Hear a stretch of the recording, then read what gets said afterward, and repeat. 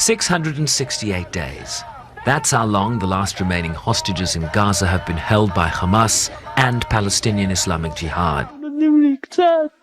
And after the release of these images showing an emaciated 21-year-old Rom Braslavsky and 24-year-old Eviatar David, who was at one point in this video seen digging his own grave, calls for the council to exert pressure on Hamas.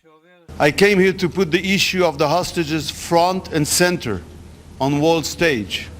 They cannot be forgotten. I came to call for the immediate and unconditional release of our hostages.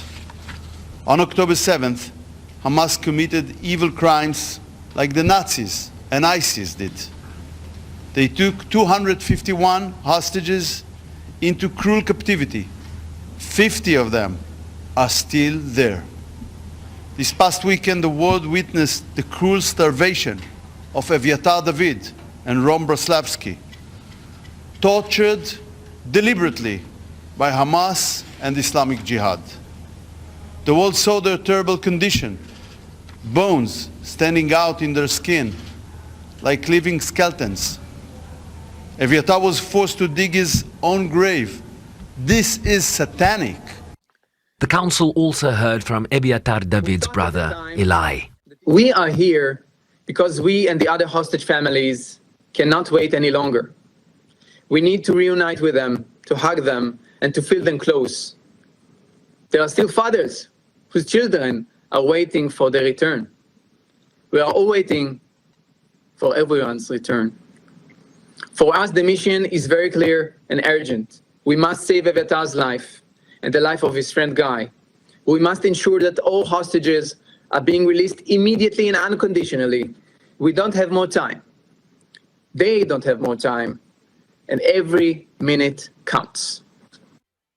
A senior UN official also expressed the organization's recognition of the profound pain and hardship endured by the families and loved ones of those who remain in captivity, and again called, at the very least, for humanitarian access to those held. International law is clear. Hostage-taking is prohibited. It is a war crime. Those deprived of liberty must be treated humanly and with dignity and allowed to receive visits from the International Committee of the Red Cross. They must never be subject to ill treatment, abuse or humiliation, as this would also constitute violations of relevant rules of international law. I reiterate the Secretary General's call on Hamas and other Palestinian armed groups for the immediate and unconditional release of all hostages.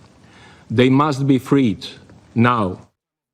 This amid reports that Israel's Prime Minister Benjamin Netanyahu had reached a decision to fully occupy the Gaza Strip after a statement from his office indicating that they would seek to achieve three objectives: defeating the enemy, releasing the hostages, and ensuring that Gaza never again threatens Israel.